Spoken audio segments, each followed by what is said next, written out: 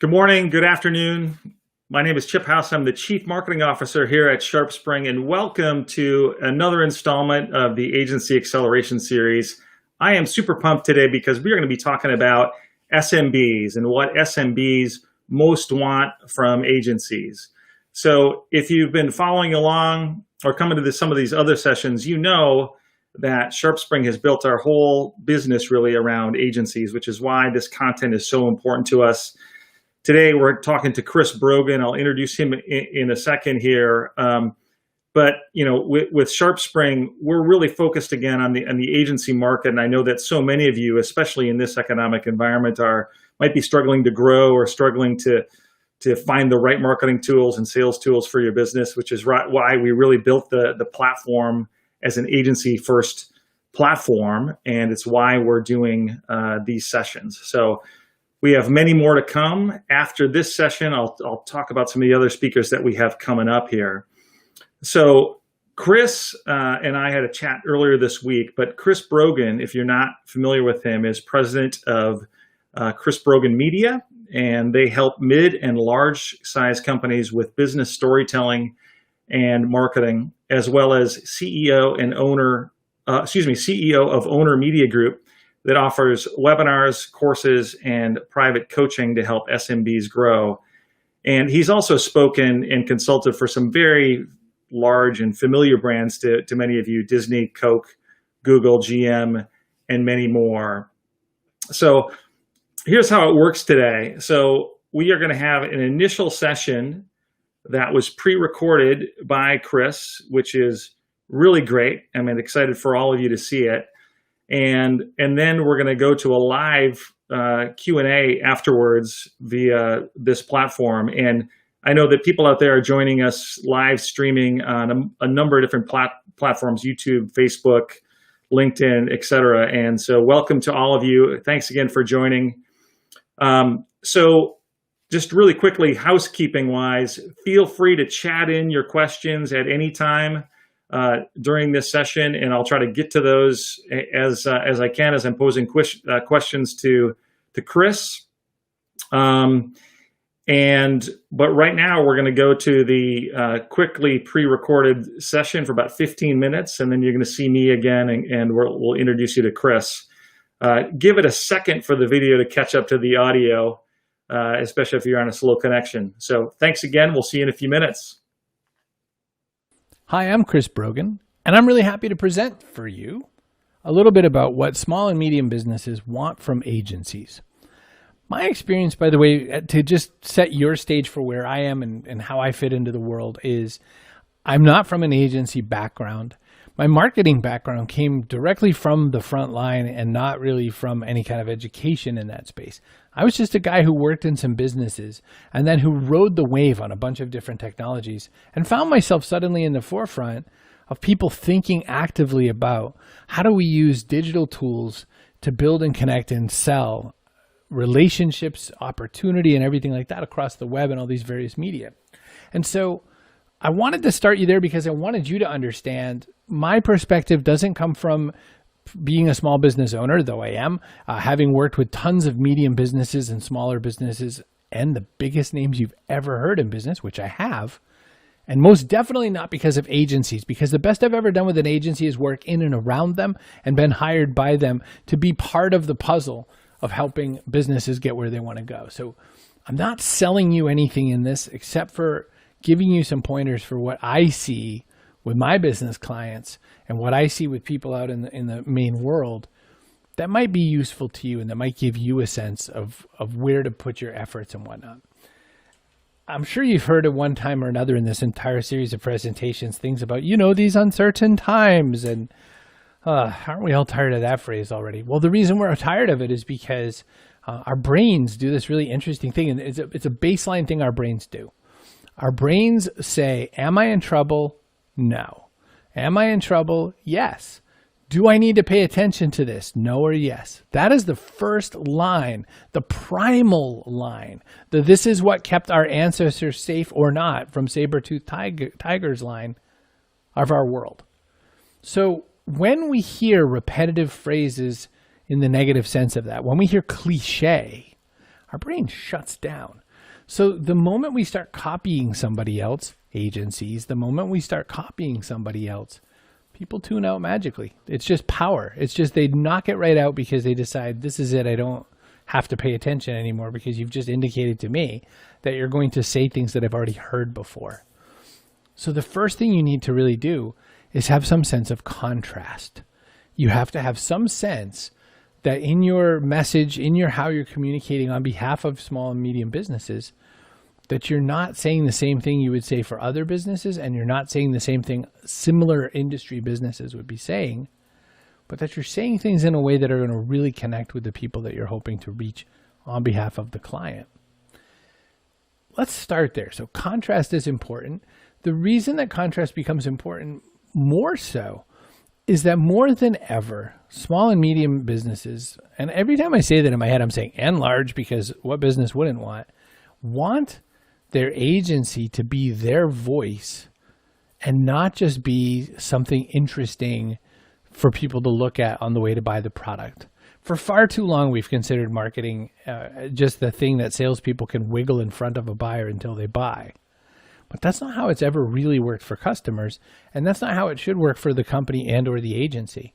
Marketing is a tuned up system that is meant to deliver the opportunity to sell and serve by really reflecting the points, the values, the interests, the intentions, and way more important these days are those core values of the company that makes the product or service you're hoping to buy, right? So it's not all in service of, you can buy this cool camera. It's, you can buy this camera made by these people who have a belief that capturing all of your memories is really important. You know, when just before he left Kodak, there was a big push led by Jeffrey Hazlett and some others to talk about the CMO of a household being the chief memory officer.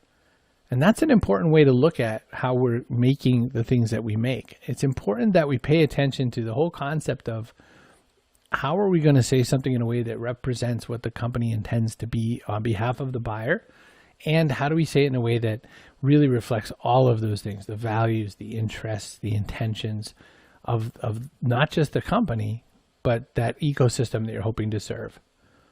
This is as good a time as any when I talk about contrast to talk about something that I've done in positioning and writing and all that for what I've done for companies for a lot of years. Make your buyer the hero. Make your buyer the hero is just a simple concept of saying, make sure that the people that you are serving understand that they're Luke Skywalker, they're Princess Leia. And like Donald Miller says in his story brand books, you're Yoda. So your job is to give Luke the tools to go off and fight Darth Vader and save his friends, right? That's the goal. So when you're selling whatever you're selling, stop making it as if you're the hero. Make it as if you're the person who's equipping the hero. We equip our customers for success. That's the job. So in your contrast, that's the first part. What any business wants with regards to marketing, all that is also a combination of reach and exposure.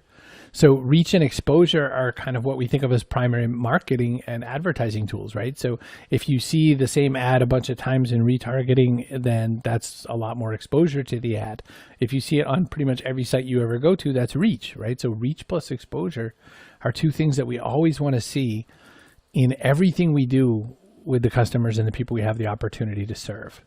And so examples of that are just the mechanics of marketing and advertising, meaning spend on ads, definitely spend on ads. It's interesting. People have me pegged as one kind of a person because I do a lot of content creation and because I say a lot of good things about social platforms and social networks. And I still think there's some great value and some great opportunities in doing so. But I also think that if you're not looking at the number one and number two search engines in the world, Google and YouTube, owned by Google, then you're missing out on an opportunity. If you're not thinking about Facebook ads, I mean, I can throw $20 into Facebook and turn it into $2,000 just in my own needs, just the things I do. So why wouldn't you get that kind of ROI, right? So that's reach and exposure. That tends to handle itself. And as an agency, you just have to always be pushing the importance of it. The thing I would sort of maybe tell an agency in that case is that automation matters, that you have to really get a lot better at using the marketing technologies that go with it. Hey, who's giving this seminar anyway? They have tools. After reach and exposure, the very next thing that you need to think about is articulation. Articulation sounds like such a big word. For all I mean is be brief, be clear. Be brief, be clear. Now, in this time, more than any other time so far in our history, people are so distracted. People are so overwhelmed. Hey, you're not even looking at me anymore. You're in another tab doing other stuff. I know. It's okay. Come on over for a minute. Come back to this tab just for fun. We're all doing that. No one is watching this, with super intent unless you're the one who's like, paying for this event. That's it. You know what I mean? Like if you're the one who funded, having all these speakers come, you're watching to make sure I didn't mess up. But everybody else, we're all just part of a slurry of information. So articulation matters. And articulation is clarity and brevity. Your message has to be tight, simple, repeatable. And so when you're helping market a small, medium business, your job is to be really clear, really brief. People can't stand all the backstory. There's jokes about if you ever want a recipe on the internet, get ready to hear about that person's dog and how they had a really weird front porch growing up, because you don't ever just get the ingredients and how long to cook everything. Every blog post about a recipe is like a 20-minute ordeal now. That's not what people really want, but it's just kind of what we've come to expect, and it's what we've come to get because people copy each other, again, for the copycat comment earlier, right? So articulation is clarity and brevity. Can you say it simply? Tell it to me like I'm 6 years old. And can you say it briefly? Small words said fewer, small words, smaller sentences, so that you can repeat them if you have to. Clarity and brevity, it so matters. So that's what articulation is about. The next two and last two thoughts of what small businesses need and medium businesses need are trust and what I call echo. And those kind of go together as well. But they want to trust and understand who you are. We talk a lot about this concept of authenticity. I'm doing quotes because, and if you're not watching, I'm making air quotes. I'm doing quotes around trust because a lot of times when we talk about authenticity, we don't really mean that. What we mean is we want to appear authentic, or we want to appear like we care, or we want to appear like we are exactly who we are all the time. There's a point to it insofar as you kind of want to show your best face or whatever. But the other part of business, the other way that makes authenticity actually happen is integrity. Now, the word integrity gets used wrong all the time.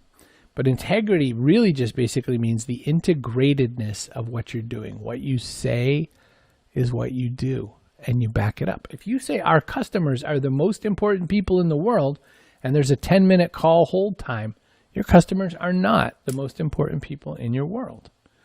You have to, think that through if you're going to talk about authenticity. So the way it works with trust is that people trust those people that they think are like them. We buy from people we like. That's number one. And then also we trust and believe in people that do what they say they're going to do, which sounds so basic. I know you're like, I can't believe I'm watching this, but we're not doing it. You're not doing it. You're not, and there's a gap between how you market and advertise and what gets done. And that's how it has to happen. And then echo is the thing what people think they're saying when they say authenticity, which is it's sort of that I'm a lot like you kind of a thing. I'm a person of the people. I'm in this space. We ran into this at the very beginning of coronavirus, if you noticed. A lot of celebrities and a lot of people that we gave our attention to, we suddenly had that feeling of, wow, I'm home eating kind of back of the fridge kind of stuff now. And they're complaining that they can't go out to somewhere fancy for their award show. That sense that they're not like us as much as those trashy daytime, news things at the grocery store want us to say they're just like us. No, they're not. Echo is I'm like you. And, I'm pulling some of this from a book I wrote a long time back. I wrote this book in like 2010, 2011. And one of the examples I used was Adele, because I watched Adele in this amazing concert hall, Royal Abbey Hall, I think it was. And she said she kept talking to the community as if you were the only two people there, her and you. And she would talk to people as if she was just talking to a girlfriend about something over coffee. And it was beautiful. And Adele was, at that time, probably the number one artist in the world at that moment. and she still could talk to a massive crowd of people as if it was just one person. Now, mind you, I'm watching a DVD of this performance where this many tens of thousands of people felt seen, and I'm watching the DVD of people feeling seen. That's how you know, right? So that's echo. So I said contrast. You have to say it different than everybody else. I said that reach and exposure were like the advertising parts of things, right? So I thought that that was important. I talked about articulation, and that's really just clarity and brevity. I talked about trust, and you know how that applies to authenticity, and echo. Can you seem like the people that you're intending to serve? That spells out the word create. That's why it's the way that it is. And it's actually the impact equation from my book, The Impact Equation. But I repurposed it for today because I think that's what people need today. People need those elements so that they can reach people in this crazy slush of information that's around. I want to give you just a couple real quick takeaways to drive this home so you can actually do something with this. Okay, so if you're thinking about using a pen and a paper, now's your moment. All right, I want you to grab these thoughts. One is write emails if you're doing email newsletters, and you darn well should. Write all your email marketing as if it comes from a human being and as if that human being is trying to reach you. And the only real reason you would not do that is if you're doing sort of like pure e-commerce kind of stuff, and then you don't have to do this. Everybody else do it that way. Write as if you're writing a letter directly to people. I tend not even to use much of the formatting. I want it to look like plain text, even though it's technically HTML. I want it to look simple.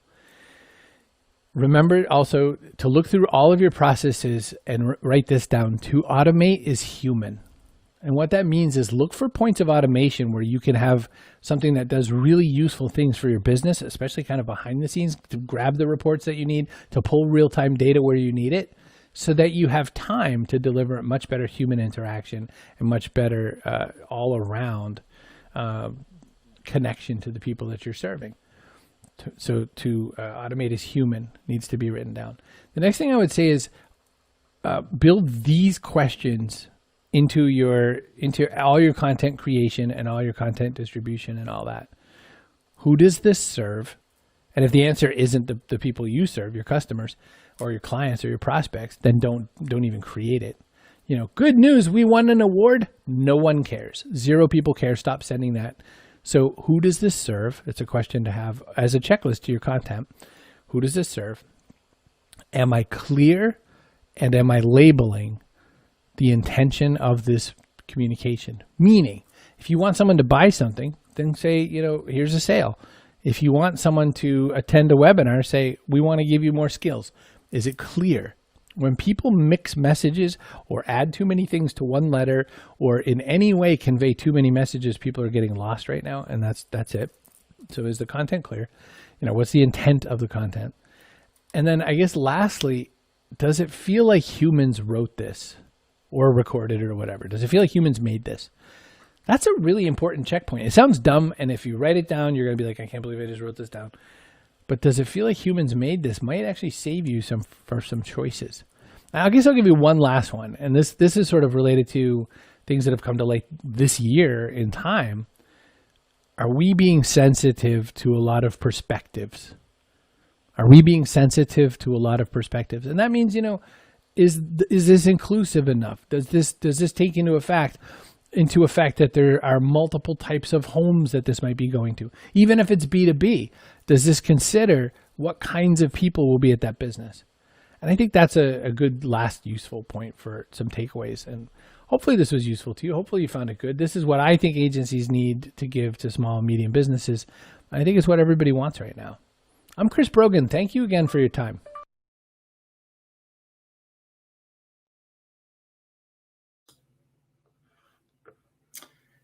And we are back. So hopefully everybody was able to join the past few minutes. If you recently joined, don't worry. We're going to have Chris live here just a second. And let's bring on Chris Brogan. Thank you for the phenomenal session. You know, you and I had a chance to meet and talk earlier this week. Really enjoyed it. So for the people that don't know you, you know, Chris, talk more about your personal journey and kind of how you arrived at becoming a president and CEO of two different companies.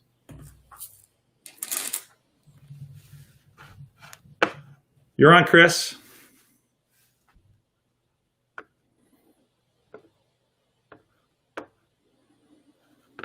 You're good to go.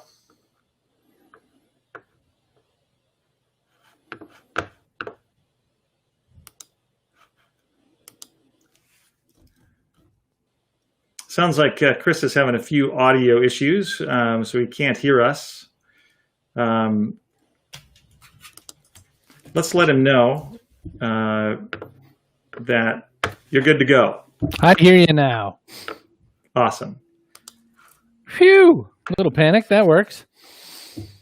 Talk to me about your background, your personal journey, and being president and CEO of two different companies. Well, you give yourself titles when you start a company, and I was going to take something more like the floor mopper guy, but you don't get as many phone calls if you don't do the real kinds of titles. So here I am, and so glad to connect. And sorry about the brief delay there. I was no audio.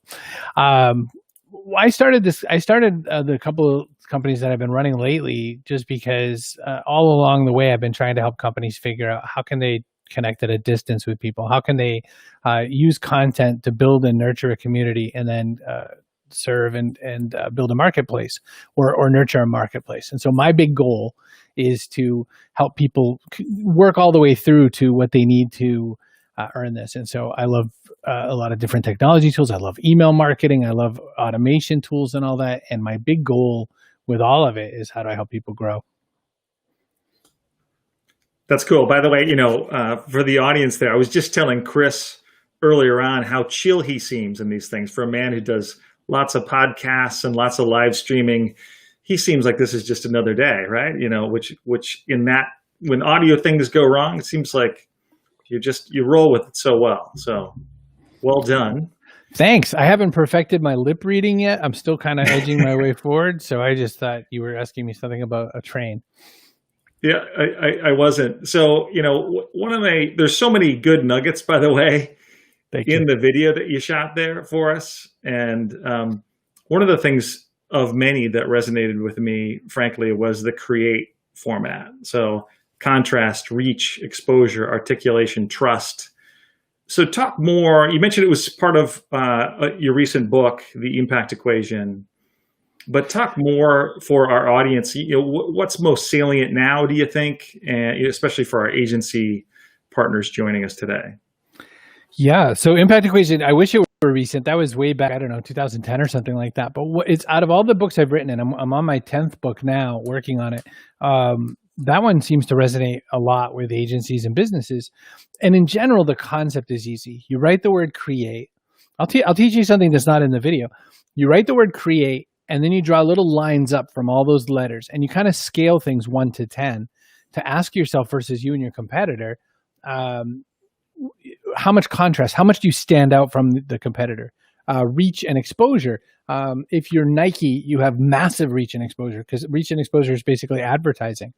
Articulation, do you say it cleaner than someone else? So you might not be Nike, but you might have an incredible value prop. And then trust and echo are, do people feel like they trust you and you can connect with them? We actually stole our friends Charlie Green and David Maister's trust equation, which I've written about in Trust Agents, this book, and everywhere else I can. I just like to steal their work. And then echo is basically, do I see myself in you? So if you draw the word create, kind of horizontally and then put those little lines up, almost like old-fashioned stereo equalizer buttons, you can really start to think about a strategy of how you want to go after that, because you might not have the budget to reach and expose somebody, but you most definitely can win and trust and echo, or you can really stand out in some cool way in contrast. So to me, that's what the formula is about. And I think agencies can really use that to both identify the way their client that they're pitching is working, and also to talk about their own stuff. Everything I make available, it works internally and externally, because I just feel like the challenges that marketers have are often the same challenges leadership has. So we all communicate, and those are the tools. Yeah, and part of articulation is the brevity and the clarity. Just kind of a quick follow-on question: is there people in agencies that are targeting SMBs, is there something about brevity and clarity that's extra important for them? one of the conversations we had before we got to this part when we were sort of backstage chitty chatting was that the word PTSD came out, saying that after all this pandemic, there's this feeling of PTSD. Well, that's an actual thing. There's a bunch of doctors saying that we are all suffering very mild versions of this, and so there's a challenge there for people. Well, post-traumatic stress disorder basically means that so much input has happened that we're sort of fuzzed out on our responses and whatnot. So brevity and clarity become important because we're taking in so much information. We're overwhelmed with so much information coming at us that we need to be really clear, brief, and concise with everything we do. It also relates to how we're consuming things ourselves. YouTube consumption is up. Netflix consumption is up, so much so that both companies had to throttle their output. They had to lower the bandwidth on their output because they just were worried that the world's internet was going to collapse in pandemic. And so I think that it's a super important challenge to make sure that you realize that you're not even competing against a competitor's product. You're competing against a YouTube video. And so you really need to be brief, to the point, and making sure that people can repeat back your message. Yeah, no question. It's interesting. I mentioned to you, Chris, last week, we had Drew McClellan on the series, and Right. Drew talked about, focusing your messaging. And as an agency, you should be great at this, right? I mean, this is what you do theoretically with a lot of your clients, right? You help them with their own messaging. And for some reason, we're the cobbler's kids often as agencies. But let me transition here a little bit to another question on SMBs. Can you think of like services that agencies should provide SMBs that there not enough of them are doing today? I'd say there's sort of a relationship change that we need to talk about. And in my take, what's happened is that there was a time where a lot of companies looked at their agency as basically, you do all this work and then hand me the Glengarry leads and let's all call it good. And that's how that worked. And it's not that way anymore. Agencies have to serve as kind of a guide person. So we were talking about our mutual appreciation ship of the book and the system, Story Brand, with Donald Miller. And he says in that, you got to remember that your customer is always Luke or Leia, and that your job as an agency is to be Yoda. Your job is to equip them with the technology, tools, and skills to get going. The other thing also that agencies really need to deliver that has not normally been the case is a lot more education on transmitting and translating values and really making sure that the message and the intentions of the organization shine through in every piece of the work. There are so many agencies who just have, quote, funny creative or interesting creative or innovative creative, and they're still going off those old timey formulas like, let's figure out what we can be the first in or the best in or the only in. And I think that FBO kind of marketing, while it can still sometimes raise an eyebrow in a positive way, what we really want is, we're really sick as a human entity. People are really, really, really tired of trying to fit in, and we want to go where we feel like we belong. Yeah, I think that's right. And you mentioned Story Brand and Donald Miller, and we did chat about that earlier this week. And I just love the idea of the customer being the center of your messaging. And it sounds like such a basic concept, right? But not enough of us do it, I don't think, right, when you're developing messaging. So this is a question as it relates to Story Brand. You call your training program Story Leader. So what does it mean to be a story leader? So a lot of the work I've done over the last bunch of years has been marketing type work. It's external facing, it's social media and digital marketing and content marketing. I've done years and years of content marketing, and of course, always email marketing.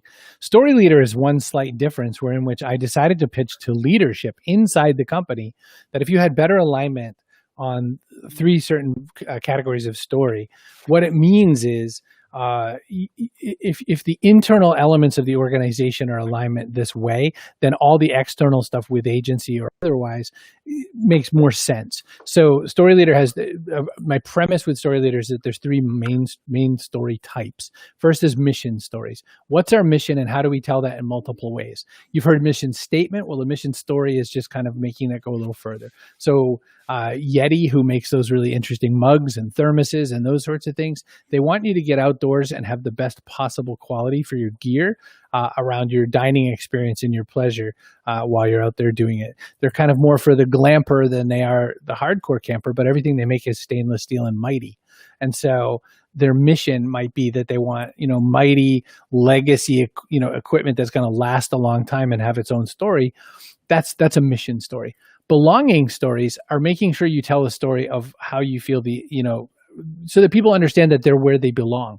So look at things like inclusion and diversity. If along the way you're talking about we're the kind of company that really values a diverse group of humans, and we really want to make sure that we represent that in our employees, in the customers we serve, the clients, everybody that we have access to, well, then people who want that are going to gravitate towards that, and you're going to know that you're where you belong instead of where you're trying to fit in. Third kind of story split in half. It's called a growth story.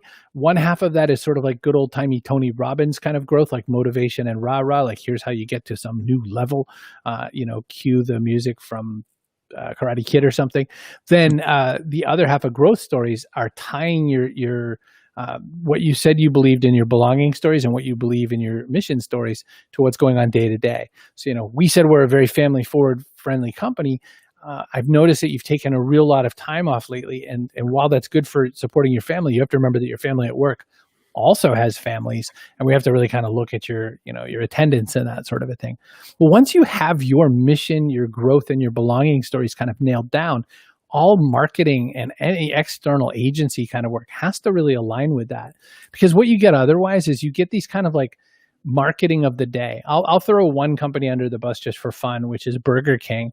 Burger King has this big anti-bullying campaign, but they ran it for like a couple of weeks, and that was the last you ever heard of anti-bullying. Burger King said, we really support the LGBTQ community, and then you never heard about that again. And so, and I don't know and they hire and fire their agencies faster than, like most big companies do. But it's really important that if, we're watching this now, we who consume advertising and marketing are saying, your ads are kind of out of alignment with what's going on in pandemic. Your ads are out of alignment with what's going on in kind of the diaspora out there and all that. There are so many ways that a company really has to, an agency, has to really go deep into the company if they're going to want to go out in a way that's consistent to the values and beliefs and stories that are being told. That's great. So, Chris, I mentioned it earlier, but you've worked with a lot of large brands, and you obviously work with agencies that work with SMBs, and you've worked with SMBs too. And you yourself are an SMB, right? I mean, pretty small company. I'm the S-ist of SMBs, yeah. So I'm going to go to one question that's come in from Chris, very relevant to the topic here. And Chris asks, what do you think SMBs need most help with when it comes to digital marketing? I would say in regards to what they need help with most with digital marketing, it's to really work hard to not try to fit the spreadsheet boxes. It's to really work hard to really at every single turn say the purpose of marketing teams is to generate the marketplace.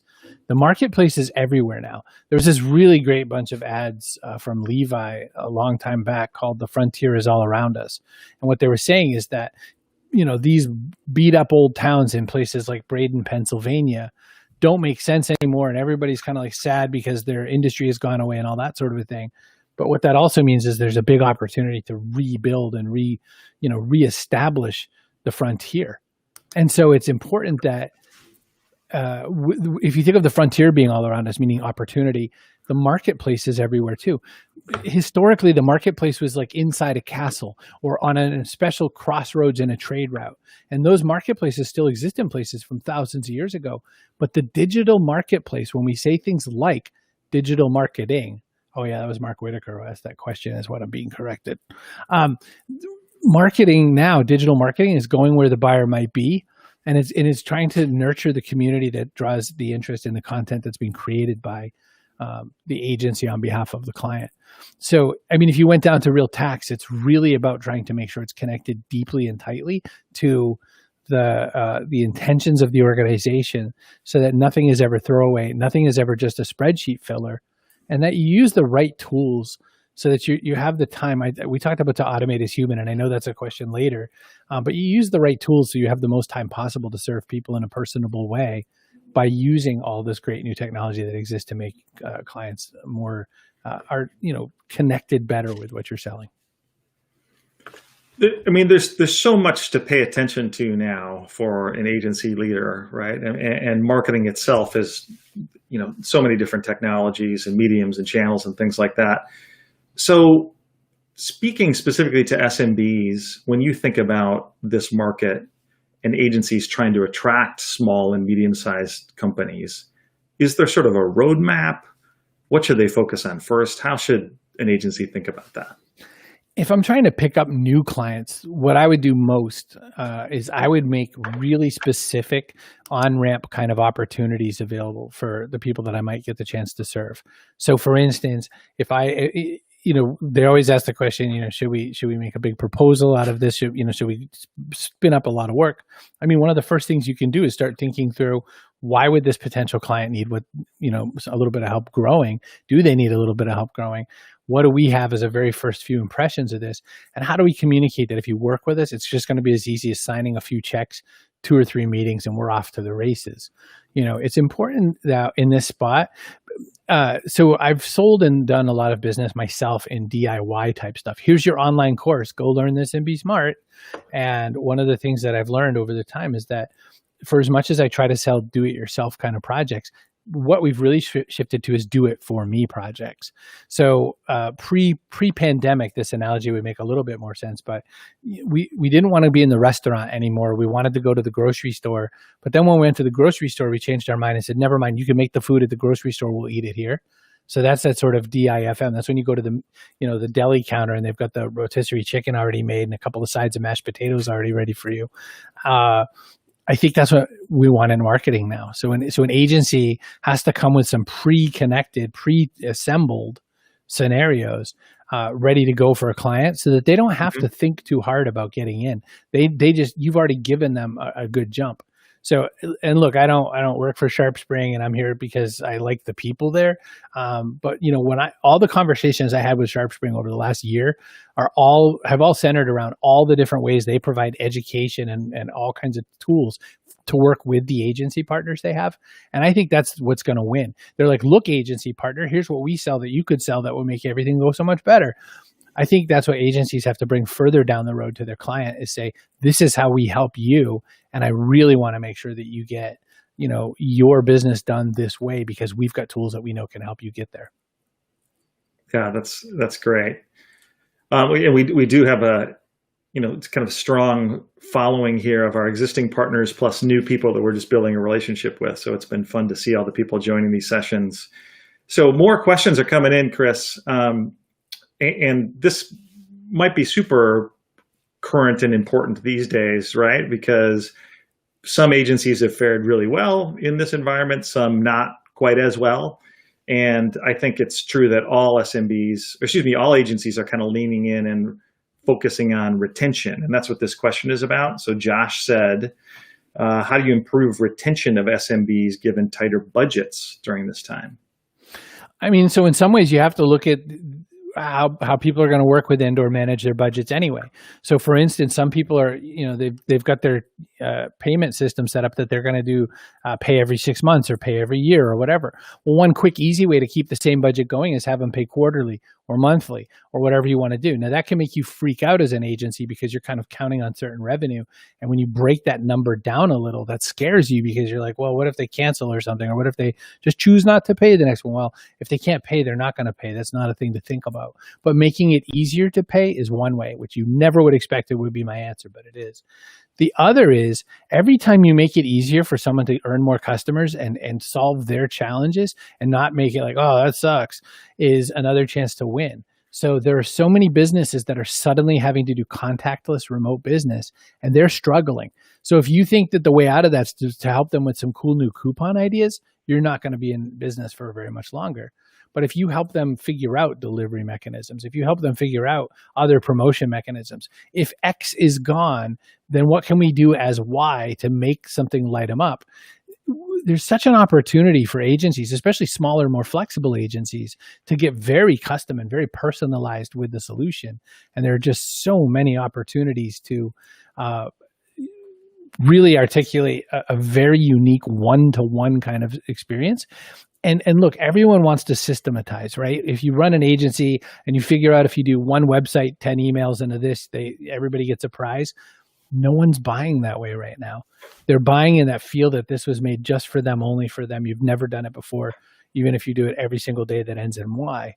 And that's what people want. They want to feel like they've been hand treated to the best possible solution for them. Yeah, so there are potentially some advantages that SMBs have even over some of the larger enterprises that you worked with, and that's the next question that came in from Carrie. She says and asks, what marketing advantages do SMBs have over big companies? How would you articulate that, having worked with both? To me, I'm look, I've worked with some of the biggest companies in the world. Most every of the clients I had that were logos you would so want on your logo slide when you're doing your little pitch deck are the kinds of people who their cream cheese budget is bigger than my entire, overhead for my company. You know what I mean? And so working with some of the biggest guys, the problem that they always have is that everything is so systematized. Everything fits a spreadsheet row. Everything is absolutely uniform, and they just cannot turn so fast. It's like having a big fleet ship in the Navy compared to a small gunboat.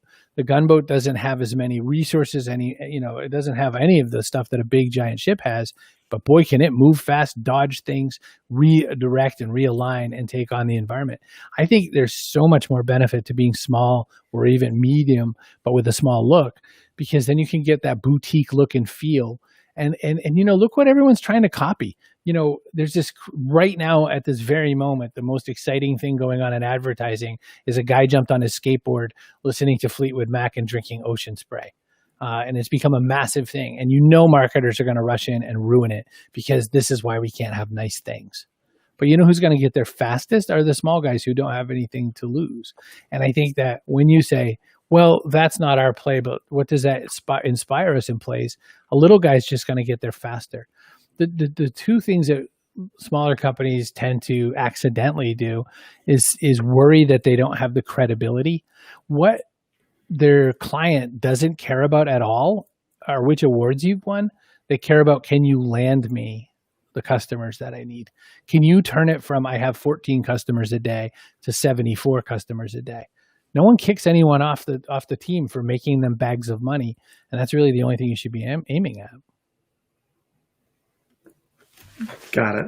So Chris, I want to transition back to just a question that I had after talking to you earlier this week. So you and I caught up and talked about your years in the SaaS industry, and really just how you were very much a self-starter and kind of learned by doing over time, and I think you said you started blogging in maybe 2006 or something like that.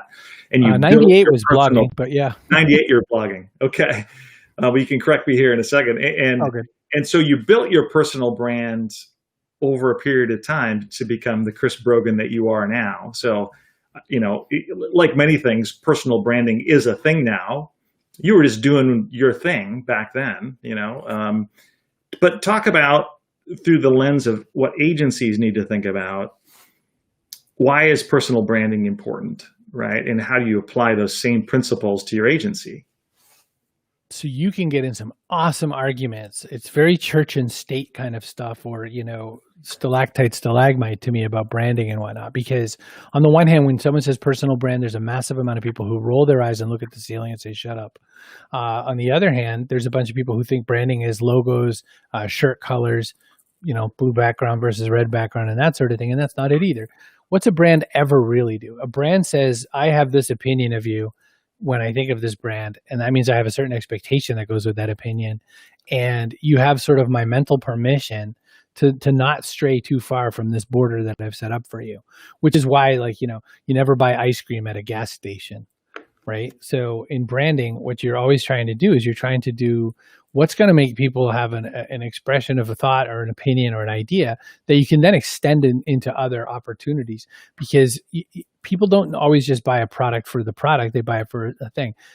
Carrie Gorgone, who was asking a question earlier, she loves Johnny Cupcake, which is a clothing brand. And she has every Johnny Cupcake thing. It's a collectible kind of a thing, the same way pop figures are. And what what you end up starting to do is you start, really believing in the story, the mission, the way it makes you feel.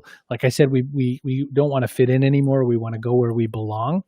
And so branding is just a question of, what does belonging look like in action? And that's branding. Branding is, what does belonging look like in action? And so what you start thinking about is, if I'm the kind of person who uses Apple products or uses whatever, then what else does that say about me? And how do I kind of work from that? And that's how, years and years and years ago, Steve Jobs, who was known as that guy who sells computers, sold a phone. And everyone bought it. And then he sold a watch because we liked the phone so much, and so on, right? He wasn't a phone company. He wasn't a computer company at that point.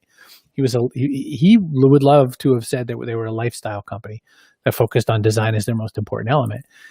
Any company, any size, thinking about branding has to do that. When it gets to personal branding, all it really is, the thing you add the most to kind of make branding work really well inside agencies and whatnot, is personability, reputation, integrity, which is a word no one understands. I said this in the video as well. Integrity just means the integration of who you are in all spots. So if you're grumpy, be grumpy everywhere. If you're a jerk, then don't say you're not. And be true to yourself. Really. And I'll tell you another thing about that. So this is soapbox moment, so you could put your mufflers on if you need to. But like, so I'm a comic book guy since I was 5 years old. So now that's 45 years ago. And I love comics. I'm thrilled that all these comic book movies came. But for instance, when they were going to make the movie Black Panther, they said, I don't think anyone's going to go to a black superhero movie. And the studio didn't really bet that big on it. It made $1.04 billion.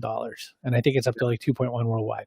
It made more than most of the other Marvel movies in and around it, except for the big tent posts like Endgame and Initiative, all the Avengers ones. So it was a massive moneymaker. When I wrote my last mainstream book, which was The Freak Shall Inherit the Earth, I did a preface about it saying that Guardians of the Galaxy was coming out. And in a way, it just felt like the weirdest movie in the world to say that, sure, there's a human, but there's like a raccoon, a talking tree, a bunch of other weird things. And one of the deals of that is that there is absolutely a community you can serve for anything that you sell. Even if you sell toilet paper, there's someone who really cares what toilet paper. I like one ply because I don't like having to be a plumber. So that's my toilet paper. I'll die on that hill, right? That you can make a relationship with the products and services you sell, as long as what you sell is just a hair better than a transaction. And I think that that's the most important thing to take into personal branding, is that it's a real opportunity if you use it well. And there's just so many other ways you could use it poorly. Yeah. I mean, that's great advice. And there's a piece of that talks about just the agency's role in leading their clients. And so we had a question come in that I think is very relevant for things that people are thinking about today. And Tim asks, how can we as agencies shift the mindset of SMBs to a post-pandemic mindset? So this is a point in time, and we'll be past this at some point. How do you lead your clients that way? So one of the outputs of this pandemic is that there's going to be some massive amount of people who are going to want to maintain some parts of what happened in the pandemic.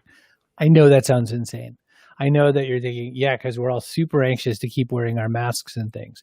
Well, people are going to want contactless options for their business, for selling products and services.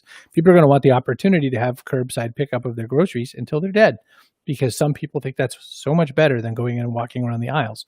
They've really enjoyed the digital offer.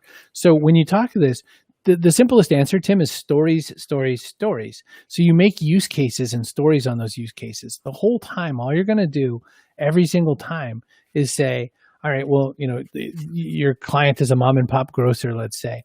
You say, well, look, all the big guys are doing curbside. You've got to get to doing curbside. Let's talk about what that would look like and how good that could be. Let's talk about how, you maybe don't even have to have the best app. You just have to have an app that people feel comfortable using. Or there's a phone order option. There's a little restaurant in my little town. My town is less than 2 miles across. There's not that many people in it. There's a little bitty restaurant, and he doesn't have an app or anything like that. In fact, it's kind of awkwardly, you call and you get the restaurant owner, because there's just not a lot of employees there right now because of the business pandemic and everything. But you get to talk to the person who makes your food, and he gets to entice you into the very small menu that they're serving right now, which is like pulled pork burritos and like incredible pork belly fat bites and these sorts of crazy things that you want to eat in a pandemic, or really good chips and guac. And what you do is you tell stories like that, and you say, well, there's this kind of way to do it, or there's this thing. You give serving suggestions. In World War II, grocery stores and magazines started showing serving suggestions for certain foods because, for instance, all the good food was going to the front, and housewives, because that's who did that work at that time, were being told, you've got to learn how to cook a cow tongue. And nobody would know what that meant or how to do it. And so they'd create serving suggestions.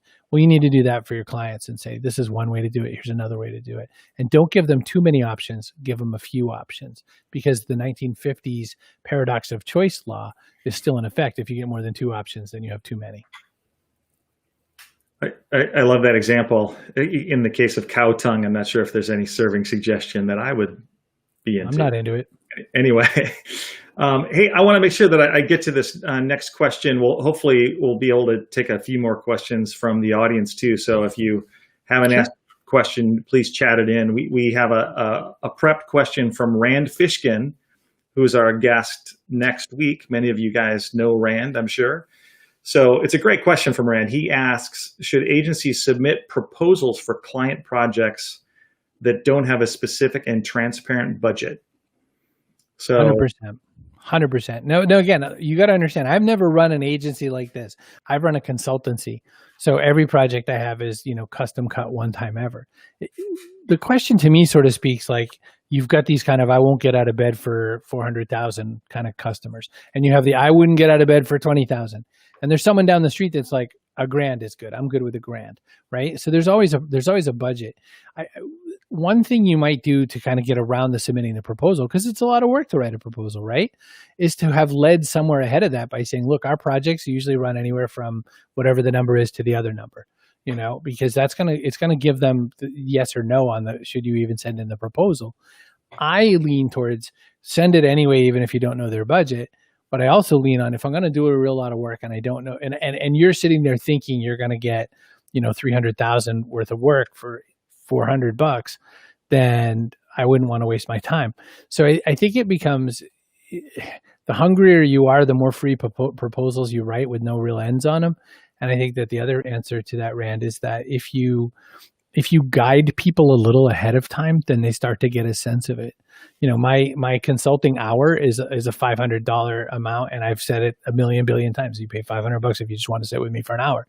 Now, a lot of times I give you the opportunity to earn that back if we do a project or something like that, and then you paid nothing for my time. But when I lead with that, whoever thinks $500 an hour is a lot of money goes, oh, I don't know if I can afford this guy. And whoever thinks that's reasonable, then that's who, the next step is given by that first step. And I think that one of the biggest problems we have with not talking price, or not, early and often kind of at least seeding the ground a little with price, is that it then becomes that we're all sort of living under this strange mystery of, is this or isn't this going to be fruitful? And I don't see any value to that mystery. I think making someone feel confident what their price is going to be like is a very useful tool. So this might be the final question. Maybe we'll get to another one too. But you talked about your love of email, and I think you had some great advice in the video that we all wrote down. That write like it's from a human, and to automate is human, which is, I think, especially relevant for our marketing automation customers and audience and partners. So talk to me. A question came in about personas. When you think about that, how does that align with personas? And Kelly here specifically is asking, how can she convince a small law firm that they're working with that creating a persona is vital? And how does it relate to what you said earlier? When I said about people are really tired of feeling like they need to fit in, they want to go where they belong. One of the scenarios about that, Kelly, is that you want to kind of pre-warm your prospective clients and whatnot of what kind of things you're looking to do, what kinds of processes you have in place, all those things. So it never hurts to kind of, warm people up to it. So if you're talking creating the persona, like the agency works with the client to say, this is the kind of person you're going after, right? And then the client goes, yes, that's what I'm talking about, right? If it's that kind of persona scenario we're talking about, then what you want to do is, it's just always easier to write to one person. And that was a piece of advice I got from a really legendary Boston area public radio person. And he said his secret to what was called the Tony Khan voice, and you can hear this in the video I did. So if you replay the video for entertainment value, you'll hear me speak as if I'm only speaking to you. And the reason I do that was because Tony Khan said, you speak as if you're speaking to one person. You speak as if you're talking to a person who is important to you, and that you want to give them some piece of information that you hope is of value to them. And that's how my communication voice works, because I stole it from Tony Khan. And what I do is I just think of that person who is important and who I really hope gets and understands this information. And I speak as if that's the person I'm going to try to address.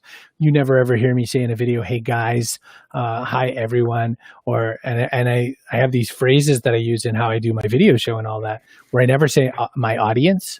I say the community that I have the pleasure to serve. There's no more clunky phrase than that, than just saying audience. And every now and again I slip because I'm still human, it turns out. But I always say to people, the difference between audience and community is which way you place the chairs. And so I would much sooner have a community that I serve that knows about each other and has that interaction. So that goes into that buyer persona. If that's not the case, I mean, think about law. Law's not like that. It's a one and done kind of a scenario. You want privilege, you want privacy. But what you can say is, I'm the person who lets you sleep so well every night. I'm the second best thing to your pillow to making you feel a certain way. Then that's the persona you talk to. You talk to saying, I've got this. I'm going to walk you through this. We're thorough so you don't have to be.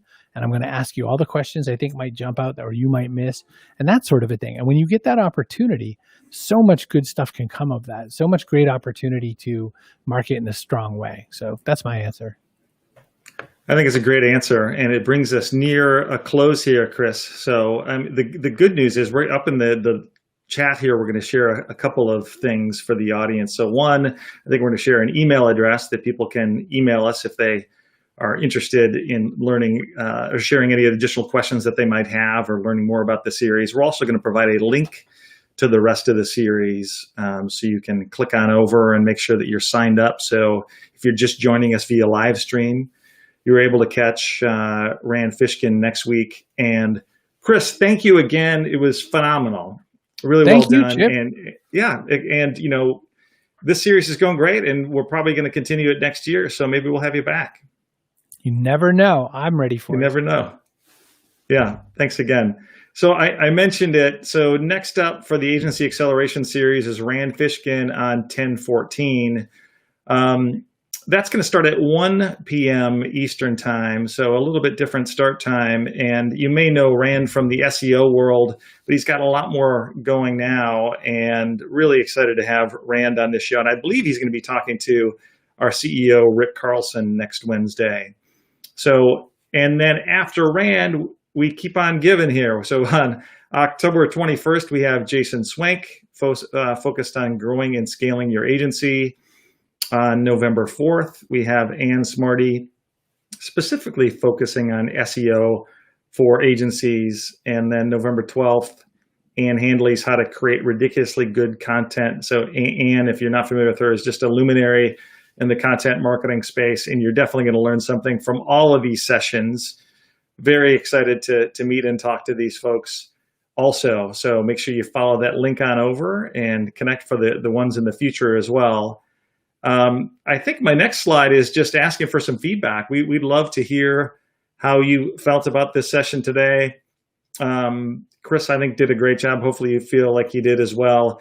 He's got a lot more answers, where these came from. That's why we might have to have him back again next year. By the way, if you want to see a recording of this session, you can find that on our website as well as on the sharpspring.com/acceleration. But in the meantime, please let us know how we did today. Scan the QR code if that's your deal, or click on over to that URL, which would be my deal personally. So thanks again, everyone. Really appreciate you joining today. Have a great day.